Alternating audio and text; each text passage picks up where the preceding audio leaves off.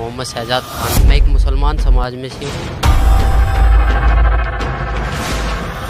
मुसलमान समाज में मैंने एक चीज़ ज़रूर देखी है कि मुसलमान समाज है वो सिवा अल्लाह ताला के किसी को नहीं मानता। अगर कहीं भी ऐसा लगता है कि वहाँ आज खाना बनने वाला तो वो नमाज को छोड़ के खाने के ऊपर पहले टूटते थे। हम पैदा होते हैं तब हम हिंदू होते हैं और जब हमारी मुसलमानी कर दी जाती है फिर हम मुसलमान बन जाते हैं। ऐसा क्यों? अगर मालिक मुसलमान ही बनाना था तो वो जो मुसलमानी होती है वो ऊपर से ही क्यों नहीं बना के भेजी? मोहम्मद साहब के 1,80,000 शिष्य हो गए थे, ना ही उन्होंने कभी मांस को छुआ और ना ही उन्होंने कभी बोला कि तुम मांस को खाओ। मांस खाना ये समझ लो हम अपने बेटे की कुर्बानी दे रहे हैं, हम अपने बेटे के मांस को खा रहे हैं। एक मांस दूसरे मांस को खा रहा है, इससे बड़ा राक्षस और होगा कौन? मुसलमान होके एक मुसल्ले ईमान बनो। मुसलमान का अर्थ होता है कि मुसल्ले ईमान, जो अपने ईमान पर रहे। पर हमारा ईमान कहाँ है? हमारा ईमान तो कुछ है ही नहीं। आज हम मांस खाते हैं, मांस खा के फिर झूठ बोलते हैं, फिर तंबाकू खा लेते हैं। मुसलमान के लिए कुर्बानी लिखी है। कुर्बानी का मतलब था कि अल्लाह ताला की राह पे अपनी बुराइयों को कुर्बान कर देना, ना कि बकरे को काट देना, मुर्गे को काट देना। जो मांस खाया जा रहा है वो हराम है, वो गुनाह है।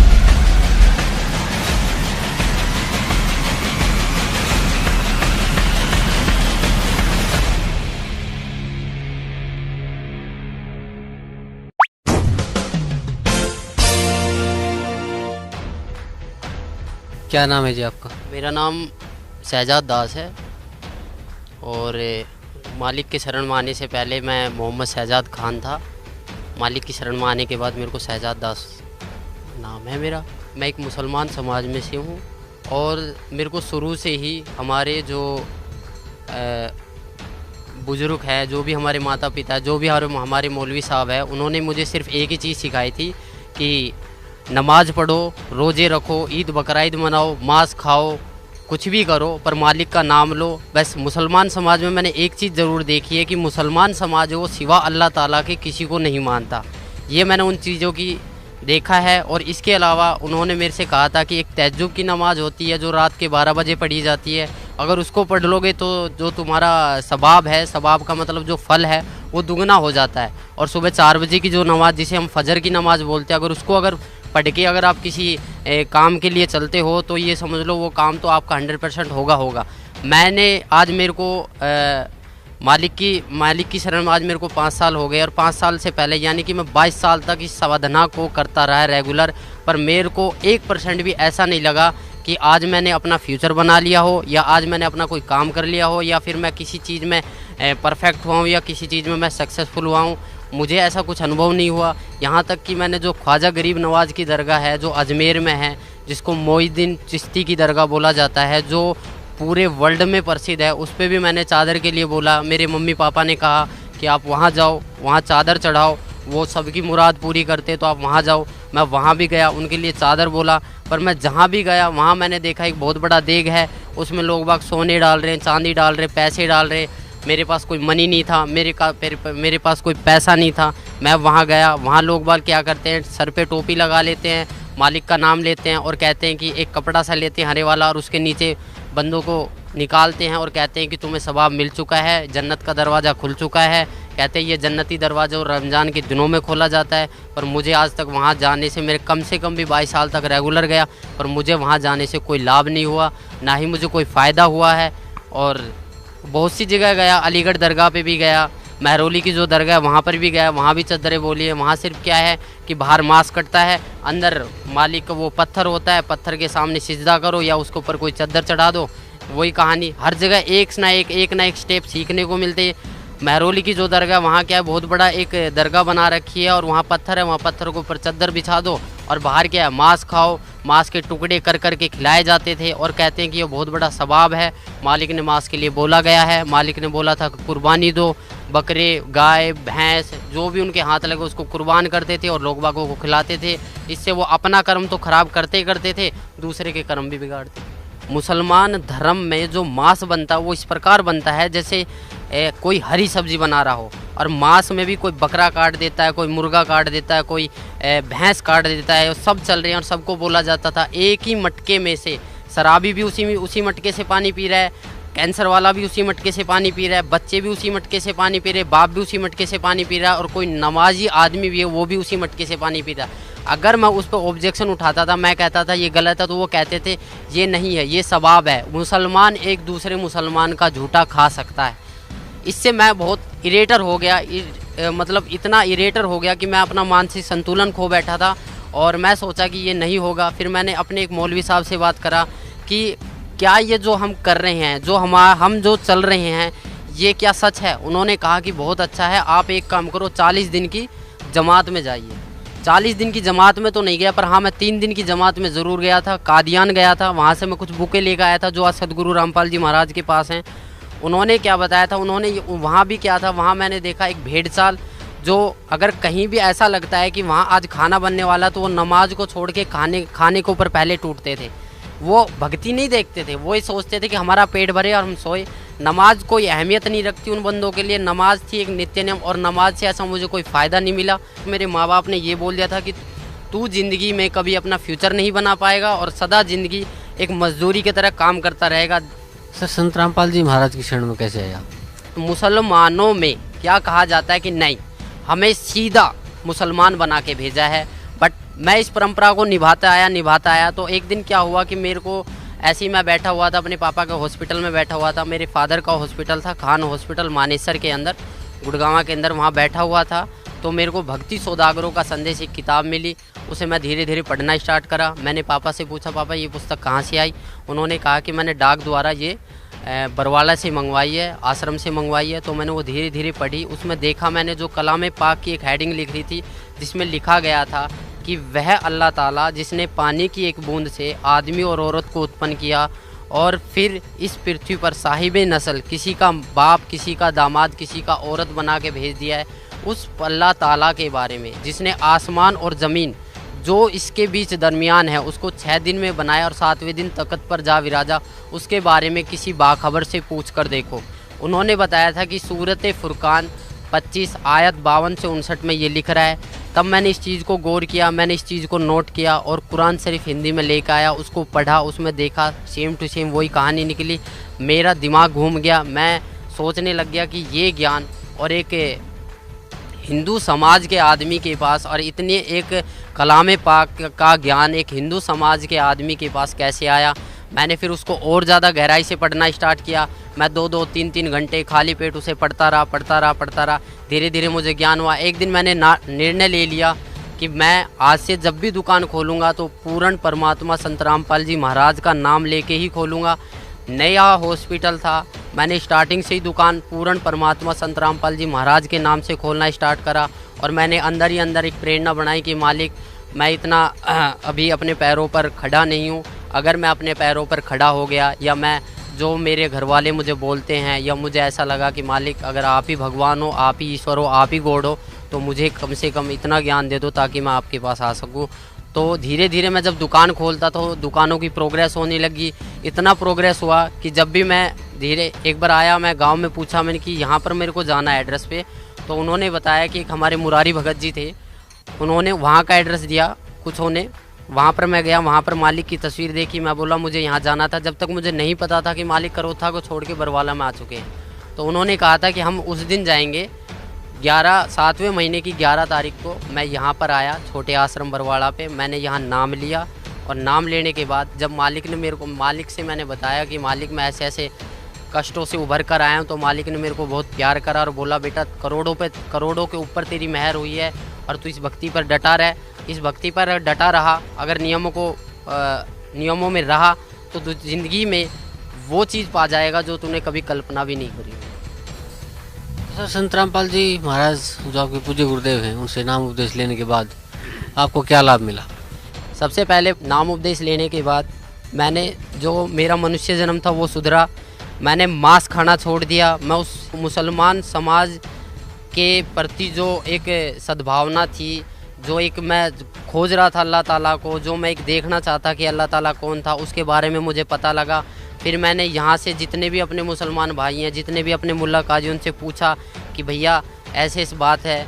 दुआ सलाम भी करता था, सारे काम करता था। वो 2-4 बार मेरी बातें सुनते थे। एक मैं मौलवी साहब से पूछने गया, वहाँ 4-5 उनके शिष्य बैठे थे। मैंने बोला जी अस्सलाम वालेकुम, उन्होंने कहा वालेकुम अस्सलाम। तो ऐसे ही माइंड में पर्सन घूम गया। मैंने कि जी इसका मतलब क्या होता है कि हम जो दुआ सलाम करते हैं अस्सलाम वालेकुम और वालेकुम सलाम। तो उन्होंने, हालांकि उन्होंने जवाब अपने तरीके से सही दिया, बट मुझे उसमें से कोई संतुष्टि नहीं हुई। फिर मेरा दूसरा जो क्वेश्चन था, मैंने कि आप एक बात बताइए कि अल्लाह ताला, आप कहते हो कि अल्लाह ताला बेजून है, निराकार है, अल्लाह ताला दिखाई नहीं देता, अल्लाह ताला को पाने की कोई विधि? वो कहते हैं जी ज़कात निकालो। ज़कात का मतलब होता है कि अपना जो पैसा होता है उसको मालिक की राह में कुर्बान कर दो, मालिक की राह में दान कर दो। मैंने बोले जी कैसे दान करते हैं? बोला जी आप एक काम करो, ज़कात का मतलब होता है कि आप चावल में मांस बनवाइए और उसको गरीबों में बंटवाइए।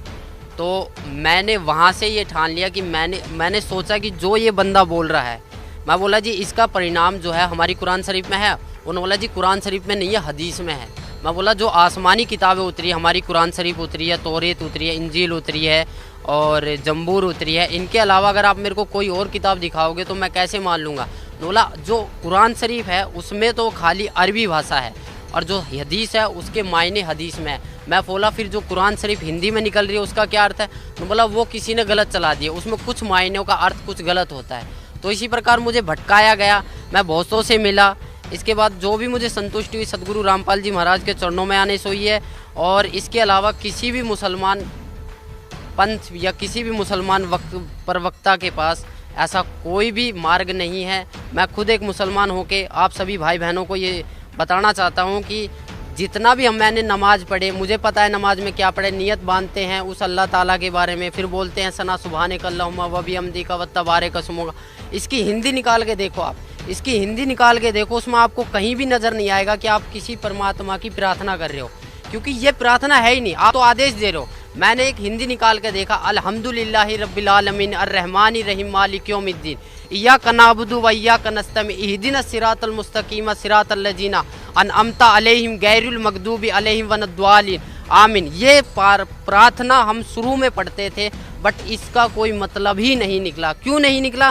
क्योंकि इसमें कोई प्रार्थना की चीज़ है ही नहीं। हम तो आदेश दे रहे हैं कि ए पैगंबर तू वहाँ जा, तू फलानी जगह, तू ये काम कर, तू ये काम कर। ये तो हम एडवाइस कर रहे हैं, पर हमें एक प्रार्थना करनी है।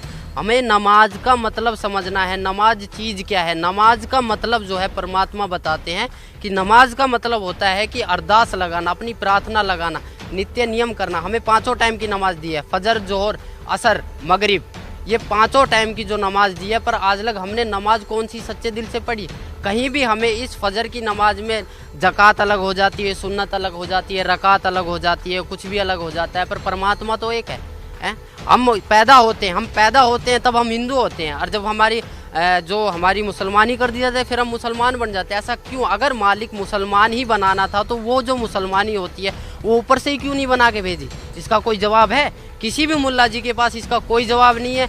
ना ही हमारे मोहम्मद साहब ने कभी मांस को छुआ था। मोहम्मद साहब के 1,80,000 शिष्य हो गए थे, ना ही उन्होंने कभी मांस को छुआ और ना ही उन्होंने कभी बोला कि तुम मांस को खाओ। कभी भी किसी ने बोला नहीं है। मेरी सभी मुसलमान भाइयों, पूरे हिंदुस्तान, पूरे वर्ल्ड के मुसलमान भाइयों से प्रार्थना है कि मांस खाना, ये समझ लो हम अपने बेटे की कुर्बानी दे रहे हैं, हम अपने बेटे के मांस को खा रहे। एक मांस दूसरे मांस को खा रहा है, इससे बड़ा राक्षस और होगा कौन? इसके अलावा आप खुद समझदार हो, आपके पास हमारे पूर्वज अशिक्षित थे। मेरी आप लोगों से प्रार्थना है कि आप मुसलमान हो के एक मुसल्ले ईमान बनो। मुसलमान का अर्थ होता है कि मुसल्ले ईमान, जो अपने ईमान पर रहे। पर हमारा ईमान कहाँ है? हमारा ईमान तो कुछ है ही नहीं। आज हम मांस खाते हैं, मांस खा के फिर झूठ बोलते हैं, फिर तंबाकू खा लेते हैं।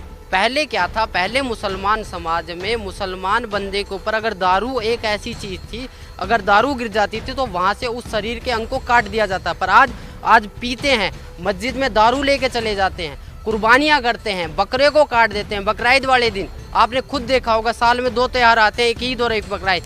बकरा ईद वाले दिन ऐसा क्या करा था जो बकरे काट दिए जाते, हजारों की संख्या में यानी कि करोड़ों की संख्या में बकरे मारे जाते, क्या इनका पाप नहीं लगता? क्या वो मालिक से अरदास नहीं करते हैं कि हमारा एक पाप लगा है, हमें ऐसी योनि में क्यों डाला गया जो हमें कोई भी बंदा देखता वो काट के पटक देता फिर हमारा मांस खाता है? मैं आप लोग सभी से ये प्रार्थना करता हूँ कि अपना जीवन सफल बनाए। मनुष्य जीवन एक अनमोल है, इसको व्यर्थ ना करे। मुसलमान समाज जो है वो बहुत पाक समाज है। वो पाक इसलिए है क्योंकि वो सिवाय अल्लाह ताला के किसी को मानता नहीं है। पर आजकल का जो मुसलमान समाज है वो मुल्ला काजियों ने बहकाया जा रहा है, क्योंकि हम ख्वाजा गरीब नवाज की दरगाह पे जाते हैं, क्या करते हैं? हम पत्थरों के सामने पूजा करते हैं, फिर कहते हैं कि हम पत्थरों की पूजा नहीं करते। फिर कैसे पत्थरों की पूजा करते हैं? अगर आपने सिजदा कर दिया, उसको पूज लिया, सिजदा करना एक पूज लिया सिवाय अल्लाह ताला के, फिर कहते हैं कि सिवाय अल्लाह ताला के किसी का आगे सिजदा नहीं करते। फिर ख्वाजा गरीब नवाज की दरगाह, सैयद, पीर, जितने भी ये महरौली की दरगाह, अलीगढ़ की दरगाह, यहाँ पर होता क्या है? क्या होता है यहाँ पर? क्या वो बंदा है? क्या वो पीर पैगंबर है? नहीं। उन्होंने ये कहा था कि हम भगवान नहीं हैं, हम अल्लाह नहीं है, हम उस अल्लाह ताला के बारे में सोचो। मेरी सभी मुसलमान भाई बहनों से अनुरोध है, मैं प्रार्थना करता हूँ कि मैं अपने परिवार से भी ये प्रार्थना करता हूँ कि उस अल्लाह ताला के बारे में जानिए जो कुरान शरीफ में लिख रहा है। कुरान शरीफ में लिख रहा है कि फ़ला तुतिल काफिरन जाहिदुम बिही जिहादन कबीरन, कि वह अल्लाह ताला कबीर है और उस कबीर के लिए इस कुरान शरीफ की दलीलों से तू जिहाद कर, लड़ाई मत कर। जैसे मैं आज आपके सामने कह रहा हूँ, मुझे मजबूरन बस आप लोगों के सामने आना पड़ रहा है, क्योंकि ये काल एक ऐसी जाल है जिसको आप निराकार मानते हो। जिब्राइल अलैहिस्सलाम फरिश्ता जो कुरान शरीफ की आयतों को लेके मोहम्मद साहब के पास आया था, उस टाइम मोहम्मद साहब ने कहा था कि मैं अनपढ़ हूँ, मुझे पढ़ना नहीं आता, फिर भी उसने 3 बार ज़बरदस्ती उनका गला घोट कर उनके ऊपर, उनके अंदर शक्ति डालकर पढ़वाया कि जा नीचे जा, उसको बोल कि मेरा ईमान फैलाए, ईमान फैलाए। वो ईमान इतना तगड़ा फैलाया कि आज लग उस ईमान से हम निकल नहीं पाए हैं। मेरी आप लोगों से रिक्वेस्ट है, जितने भी मेरे पूरे वर्ल्ड के मुसलमान भाइयों, अगर मेरे से कोई गलती होती है या अगर मेरे को बताने में कोई गलती हो रही है, अगर आप इस चीज़ का ज्ञान रखते हो कि नहीं मैं गलत बोल रहा हूँ, तो आप सतगुरु रामपाल जी महाराज बरवाड़ा में आइए और अपने विचार प्रकट कीजिए। अगर हमसे कोई गलती हुई, अगर हमें लगा कि आपका मुसलमान समाज ठीक है तो हम मुसलमान बनने के लिए तैयार हैं। अगर हमें लगा कि आपका मुसलमान समाज गलत है तो आप अपने अहंकार, अपने घमंड और अपनी ये ईर्ष्या को छोड़कर आइए और अपना कल्याण करवाइए। मेरे पापा बीमार हो गए थे, मेरे पापा बीमार हो गए थे, इतना सीरियस हो गए थे, वो मांस खाते थे, दारू पीते थे, बीड़ी पीते थे, सिगरेट पीते थे।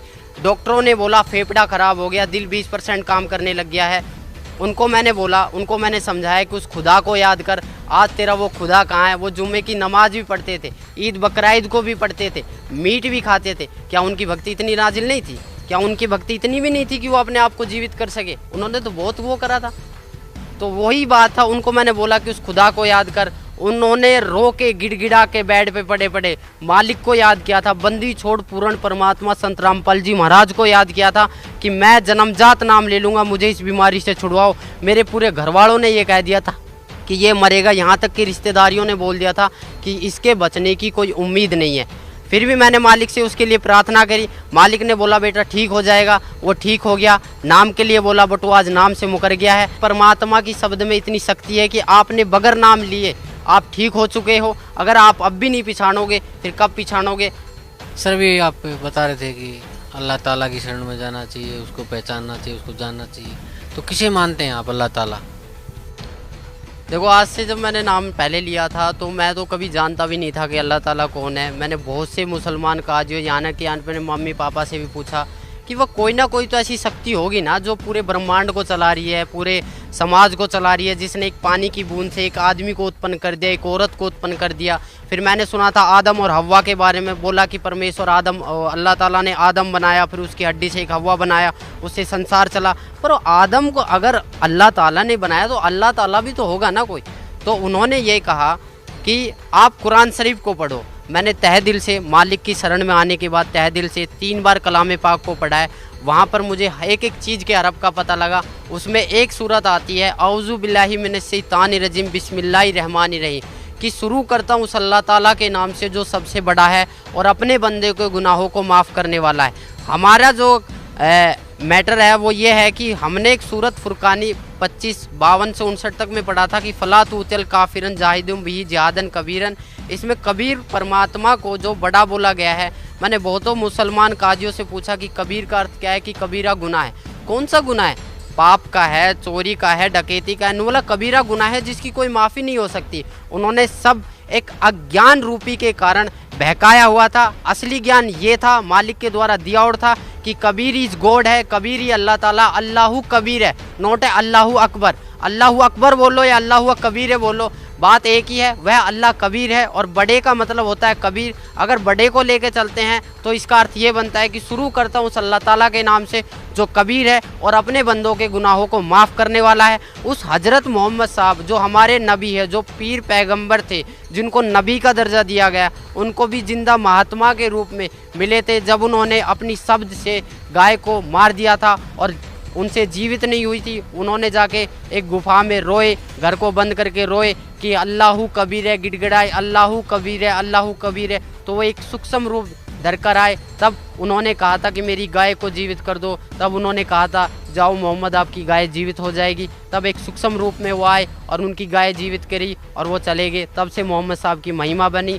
जिस दिन को गाय को काटा गया था, जिस दिन को गाय को काटा गया था, वो मुसलमान भाइयों ने अपनी डायरी में लिख लिया। उसी दिन से ये जीव हत्या का प्रथा चलने लगी है। अगर आपको मेरी बात पे यकीन नहीं है, अगर आपको मेरे ऊपर विश्वास नहीं है, तो आप अपने खुद मुल्ला काजियों से पूछो जाके कि आखिरकार में जो रमज़ान था, रमज़ान में जो चारों किताब निकली थी, जो कुरान शरीफ उतरी थी, ऐसा मोहम्मद साहब जब इतने प्यारे थे, अल्लाह ताला के इतने प्यारे नबी थे, तो उनका जो एंड हुआ था वो इतना बुरा क्यों हुआ था? अगर आपको मेरी बात पे यकीन नहीं है तो आप मौलवी साहबों से जाके पूछो, उनको खंगालो, उनको देखो वो कितने जानते हैं। अगर आपको तब भी प्रश्न का उत्तर ना मिले तो आप यहाँ पर आइए, बरवाड़ा सत्संग में आइए, सुनिए, मालिक से विचार कीजिए, यहाँ पर ज्ञान लीजिए। अगर आपको फिर भी विचार का, यहाँ पर आपको सारे प्रश्नों के उत्तर दिए जाएंगे। यहाँ पर आपको एक संतुष्टि करी जाएगी चारों ओर से। हम सिर्फ एक आत्मा है, हम सिर्फ एक मानव है। हमारा धर्म जो मानव है, हमारा हिंदू, मुसलमान, सिख, ईसाई से कोई लेना देना नहीं है। अगर इस जाति प्रथा को आप सदा ज़िंदगी चलाते रहोगे तो कभी भी आप अल्लाह ताला की प्राप्ति नहीं कर पाओगे। नमाज, रोज़ा बंक नमाज दहीरे बिस्मिल की नहीं बात करे, ये मालिक की वाणी है।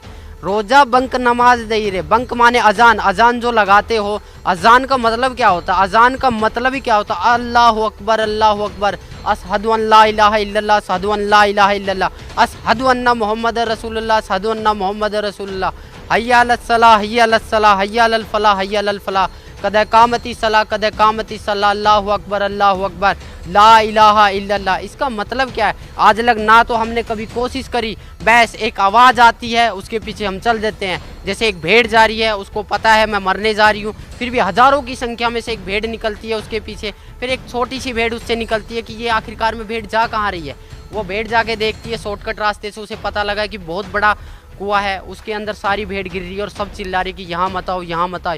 वो अपने माँ बाप, भाई बहनों सबको समझाता है कि आप प्लीज़ इस रास्ते को छोड़ दो। सब कहते हैं कि नहीं, तेरे बड़े बुजुर्ग चले थे, तू भी चल। बड़े बुजुर्ग चले थे क्योंकि वो अशिक्षित थे, हम पढ़े लिखे, हमारे पास सही है, प्रमाण है। आप अपनी कुरान शरीफ को खोल के देखो, फ़ज़ाइल अमाल को खोल के देखो, मोहम्मद साहब की जीवनी पढ़ो। हज़रत मोहम्मद साहब कौन थे? उनकी 40 साल के बाद 2 बार विधवा हो चुकी खाजिदा बेगम से शादी हुई थी, 4 पुत्र 3 लड़कियां प्राप्त हुई थी। उनके सामने उनके पुत्र हाशिम, काबिल और ताहिर तीनों आपस में कट के मर गए थे। उस आदमी का जीना क्या जीना जिसके सामने उसकी बच्चों को ही मौत हो गई।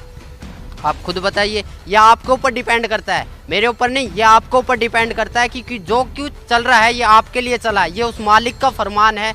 अगर आप समझ जाओ तो जल्दी आ जाओगे, नहीं मालिक की वाणी है, गरीब दास ये वक्त जाता है, रोओगे इस पैरों।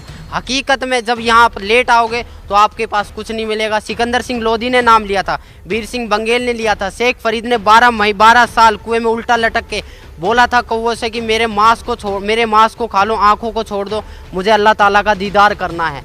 जब अल्लाह ताला का दीदार करना है तो अल्लाह ताला को बेजून क्यों बताए? खुद कबीर परमेश्वर उनके पास आए, वो बोले कि नहीं भाई कौन है, मुझे छोड़ दो, मुझे कुएं में लटकने दो।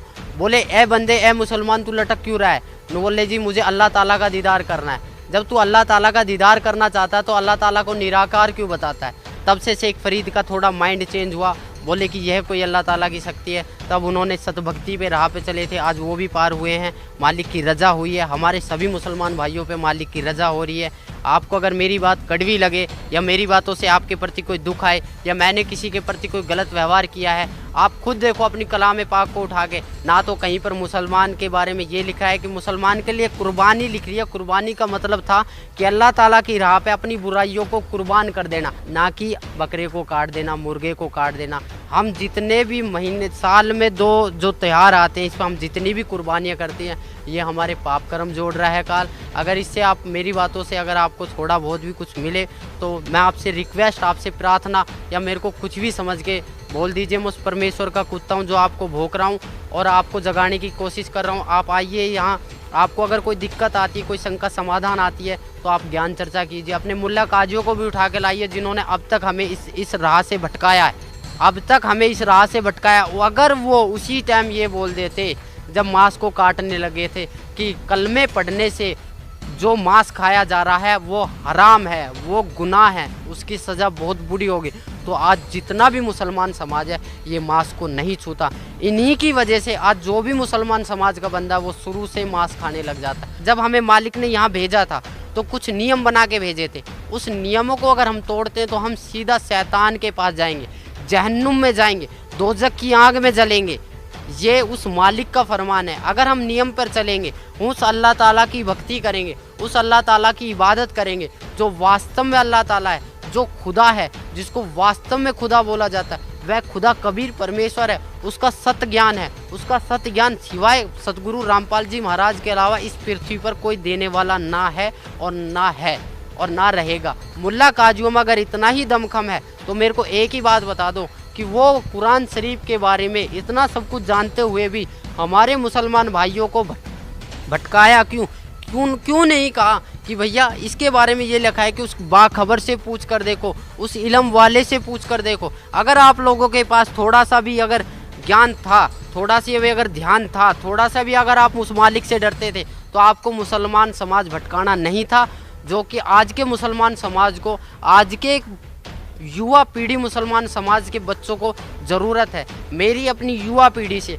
मेरे अपने मम्मी पापा से, मेरे अपने पूरे मुसलमान समाज से, मेरे अपने पूरे मुसलमान धर्म के लोगों से, मेरे अपने पूरे मुसलमान धर्म के माइयों बहनों से, सबसे मैं रिक्वेस्ट करता हूँ, प्रार्थना करता हूँ कि आप एक बार इस आश्रम में आइए। सतगुरु रामपाल जी महाराज बरवाड़ा में जो आए हुए हैं, ये अल्लाह ताला के मुनाइंदे हैं, यानी कि अल्लाह ताला के द्वारा भेजे हुए एक फरिश्ते हैं जो हम सोए हुए आत्माओं को जगाने के लिए आए हैं। हमें उसी जन्नत में वापस जाना जहाँ से हम अल्लाह ताला से बिछड़ कर यहाँ आए हैं। आप खुद कहते थे, हमें खुद बताया जाता था कि हम जन्नत से आए हैं। जब हमें इतना पता है कि ये शैतान का सब कुछ है, यहाँ शैतान का ही हुक्म चलता है, तो हम यहाँ से निकलने की क्यों इच्छा नहीं करते?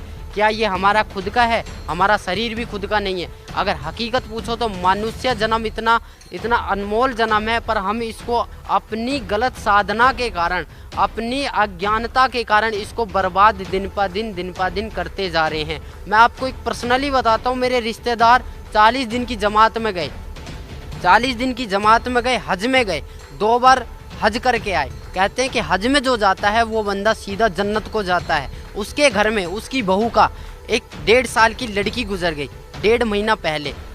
उसको 1.5 महीने के बाद एक बच्चा पैदा होने वाला था, 1.5 महीने के बाद उसका लड़का होते ही गुजर गया। तो इससे बड़ी आफत और क्या आ सकती है उस बंदे के लिए जो बंदा जमात में गया है? उस बंदे को क्या वो मालिक इतना नहीं देख सकता कि ये बंदा मेरी राह में लग रहा है, इस बंदे के घर में बरकत दूँ या इस घर के बंदे को मैं सही सलामत रखूँ? ये बंदा इतना, अगर काल जब अपनी वाली पे आता है, काल जब को खाने लगता है तो वो किसी का ना माँ देखता, ना बेटी देखता, ना बहन देखता है, ना बेटा देखता है, ना बाप देखता है। उसको सिर्फ खाने के लिए 1 लाख चाहिए, 1.25 लाख उत्पन्न कर रहे, उसको श्राप मिला हुआ है। आप सभी भाई बहनों, सभी मुसलमान भाई बहनों, भाईजानों से मेरी प्रार्थना है, मेरी रिक्वेस्ट है कि आप सतगुरु रामपाल जी महाराज के चरणों में आइए। मुझे आने से लाभ हुआ है, मुझे आने से लाभ हुआ है, आपको भी होगा अगर आप नियम पर चले, उस बंदी छोड़ के नियम पर चले। उस अल्लाह कबीर ताला को याद करो जो वास्तव में अल्लाह ताला है। अगर कबीर अल्लाह ताला नहीं है तो 786 बहुत कहते हैं कि 786 बार कबीर अल्लाह कुरान शरीफ में लिखा हुआ है। आप एक बार खोल के देखो, कुरान शरीफ को पढ़ के देखो। हम बहुत डरते थे कि कुरान शरीफ को हम पढ़ेंगे तो हमें पाप लगेगा, हमें अजाब मिलेगा, हम नापाक हैं। नापाक अगर बंदा है तो भी कुछ दिक्कत नहीं है। आप कुरान शरीफ को खोल के देखो, कुरान शरीफ को पढ़ के देखो, कुरान मजीद को पढ़ के देखो, फ़ज़ाइल अमाल को पढ़ के देखो, मोहम्मद साहब की जीवनी को पढ़ के देखो, आपको बहुत कुछ मिलेगा। बहुत कुछ है कुरान शरीफ में। अगर कुरान शरीफ के अलावा कोई भी मुल्ला काजी आपसे ये कहता है कि नहीं इसमें तो ये चीज़ नहीं है, हदीस में है, तो हदीस तो मालिक ने बनाई ही नहीं है। हदीस तो आसमानी किताब है ही नहीं। हमारी 4 किताबें हैं, तौरेत, इंजिल, जंबूर और कुरान शरीफ। एक ईसा अलैहिस्सलाम पर उतरी थी, एक दाऊद अलैहिस्सलाम पर उतरी थी, एक मूसा अलैहिस्सलाम पर उतरी थी, और चौथी किताब जो है रमज़ान के दिनों में उतरी थी। 40 साल के जब मोहम्मद साहब थे तो 40 साल से 23 साल तक वो उतरती रही थी, वो रमज़ान के दिनों में उतरी थी, इसलिए वो कुरान शरीफ कहलाई। आप खुद देखो, उस कुरान शरीफ को खोल के देखो, आपको पता लगेगा, एक एक चीज़ का पता लगेगा आखिर कुरान शरीफ बोल क्या रही है। सर क्या मानते हैं आप कुरान शरीफ में या मुसलमान धर्म में परमात्मा को, जैसे हिंदू परमात्मा कहते हैं और क्रिश्चियन गॉड कहते हैं, और सिख धर्म में रब का दर्जा दिया जाता है, तो मुसलमान धर्म में आप बता रहे थे कि भी अल्लाह ताला का दर्जा दिया जाता है, तो वो क्या साकार है, निराकार है, बेचून है, क्या पोजीशन है उसकी आपके धार्मिक ग्रंथों में? देखो जी, धार्मिक ग्रंथों के हिसाब से अगर आप चलते हो तो अल्लाह ताला को निराकार तो घोषित कोई भी धार्मिक ग्रंथ करता ही नहीं है। अल्लाह ताला साकार है, ना तो वह बेजून है ना निराकार है। बहुत से कहते हैं अल्लाह ताला कण कण में समाया हुआ है, ये बात मैं मानता हूँ, अल्लाह ताला कण कण में समाया, बट अल्लाह ताला साकार है। जब हमारी कुरान शरीफ में लिख रहा है कि उसने 6 दिन में सृष्टि की रचना करी और 7वें दिन सखत पर जा विराजा, विराजने का मतलब बैठा है, वो कोई भगवान है, वो कोई शक्ति है, उसके बारे में, उस अल्लाह ताला के बारे में किसी बाखबर से पूछ कर देखो। बाखबर का मतलब होता है तत्वदर्शी संत, उस तत्वदर्शी संत से पूछ कर देखो, और तत्वदर्शी संत कौन है, कैसे है, उसके बारे में आपको ज्ञान मिलेगा। एक हमारी बुक चल रही है ज्ञान गंगा, उसको पढ़िए, आपको बहुत लाभ मिलेगा। अपनी कुरान शरीफ को खोल के देखिए, आप जब तक कुरान शरीफ को नहीं खोल के देखोगे आप निराकार ही साबित करते रहोगे। परमात्मा साकार है, कबीर अल्लाह है, अल्लाह ताला कबीर है, उसका नाम कबीर है, वह 7वें आसमान पर बैठा हुआ है, वह जन्नत में है, उसका नाम कबीर है, और उसी की हम प्यारी आत्माएं हैं, पूरा वर्ल्ड उसी की आत्माएं हैं। हमें यहाँ से सीधा अपने मालिक के पास जाना है, ना कि शैतान के पास। अगर आपको मेरी बात पे यकीन नहीं है तो आप मौलवी साहबों से जाके पूछो, उनको खंगालो, उनको देखो वो कितने जानते हैं। अगर आपको तब भी प्रश्न का उत्तर ना मिले तो आप यहाँ पर आइए, बरवाड़ा सत्संग में आइए, सुनिए, मालिक से विचार कीजिए, यहाँ पर ज्ञान लीजिए। अगर आपको फिर भी विचार का, यहाँ पर आपको सारे प्रश्नों के उत्तर दिए जाएंगे, यहाँ पर आपको एक संतुष्टि करी जाएगी चारों ओर से। हम सिर्फ एक आत्मा है, हम सिर्फ एक मानव है, हमारा धर्म जो मानव है, हमारा हिंदू, मुसलमान, सिख, ईसाई से कोई लेना देना नहीं है। अगर इस जाति प्रथा को आप सदा जिंदगी चलाते रहोगे तो कभी भी आप अल्लाह ताला की प्राप्ति नहीं कर पाओगे। जो क्यों चल रहा है ये आपके लिए चला है, ये उस मालिक का फरमान है। अगर आप समझ जाओ तो जल्दी आ जाओगे, नहीं मालिक की वाणी है, गरीब दास ये वक्त जाता है, रोओगे इस पैरों। हकीकत में जब यहाँ पर लेट आओगे तो आपके पास कुछ नहीं मिलेगा। सिकंदर लोधी ने नाम लिया था, वीर सिंह बंगेल ने लिया था, शेख फरीद ने 12 साल कुएं में उल्टा लटक के बोला था कौवों से कि मेरे मांस को खा लो, आँखों को छोड़ दो, मुझे अल्लाह ताला का दीदार करना है। जब अल्लाह ताला का दीदार करना है तो अल्लाह ताला को बेजून क्यों बताया? खुद कबीर परमेश्वर उनके पास आए, वो बोले कि नहीं भाई कौन है, मुझे छोड़ दो, मुझे कुएं में लटकने दो।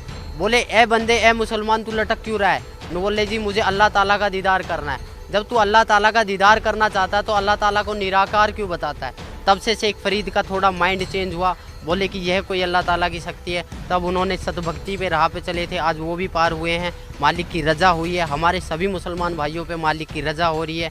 आपको अगर मेरी बात कड़वी लगे या मेरी बातों से आपके प्रति कोई दुख आए या मैंने किसी के प्रति कोई गलत व्यवहार किया है, आप खुद देखो अपनी कलाम पाक को उठा के, ना तो कहीं पर मुसलमान के बारे में ये लिखा है कि मुसलमान के लिए कुर्बानी लिख रही है। कुर्बानी का मतलब था कि अल्लाह ताला की राह पे अपनी बुराइयों को कुर्बान कर देना, ना कि बकरे को काट देना, मुर्गे को काट देना। हम जितने भी महीने, साल में 2 जो त्यौहार आते हैं, इस पर हम जितनी भी कुर्बानियाँ करते हैं, ये हमारे पाप कर्म जोड़ रहा है काल। अगर इससे आप मेरी बातों से अगर आपको थोड़ा बहुत भी कुछ मिले तो मैं आपसे रिक्वेस्ट, आपसे प्रार्थना, या मेरे को कुछ भी समझ के बोल दीजिए, मैं उस परमेश्वर का कुत्ता हूँ जो आपको भोंक रहा हूँ और आपको जगाने की कोशिश कर रहा हूँ। आप आइए यहाँ, आपको अगर कोई दिक्कत आती है, कोई शंका समाधान आती है तो आप ज्ञान चर्चा कीजिए। अपने मुल्ला काजियों को भी उठा के लाइए जिन्होंने अब तक हमें इस राह से भटकाया है।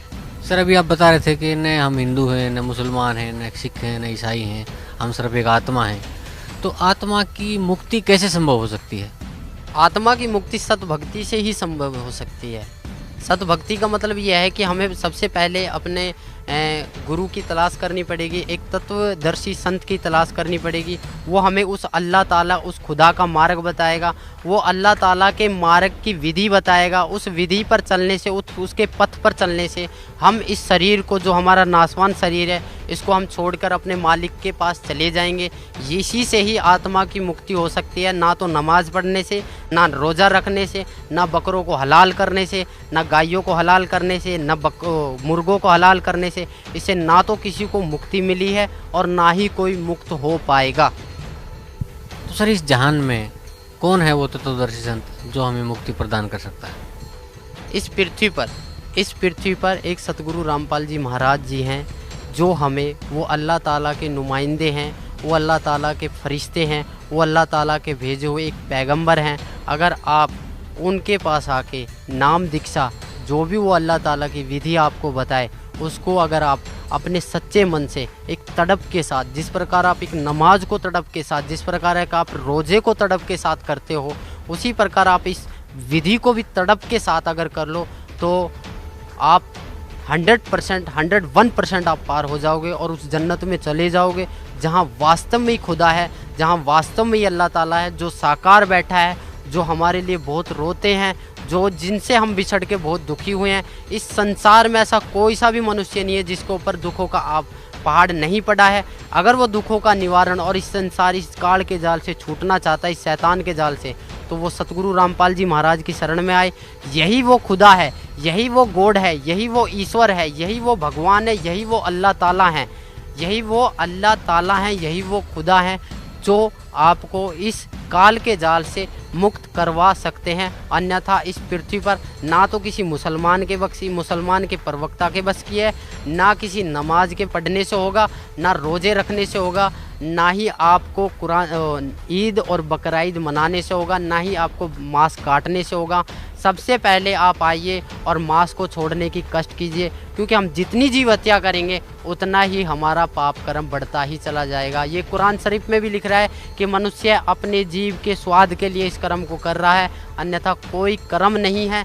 ना ही तो कहीं मुसलमान वो कुरान शरीफ में लिख रहा है, ना ही कहीं फज़ाइल अमाल में लिख रहा है। आप किसी भी एक अच्छे मौलवी काजी से पूछोगे कि आप इस मीट को जायज़ है नाजायज़, तो वो 100% आपको यही बोलेगा कि ये नाजायज़ है, खाली एक जीव का स्वाद है, इसके अलावा और कुछ नहीं। अगर आप मालिक के पास जाना चाहते हो, सब एक भाई हो, सभी एक बाप की संतान हो, उस बाप को पहचानो और उस बाप की शरण में आइए।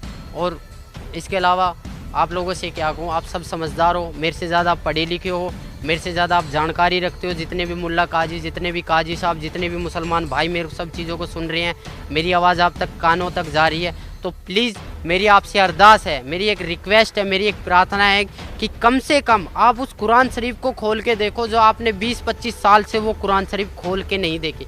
जब तक आप उस कुरान शरीफ को खोल के नहीं देखोगे, तब तक इस ज्ञान को पाना, उस अल्लाह ताला को पाना आपके लिए इम्पॉसिबल नहीं, बड़ा कठिन सवाल हो जाएगा। आज तक हमें खुद नहीं पता कि वो अल्लाह ताला कौन है, और हम अपने बच्चों को क्या बताएंगे कि वो अल्लाह ताला कौन है।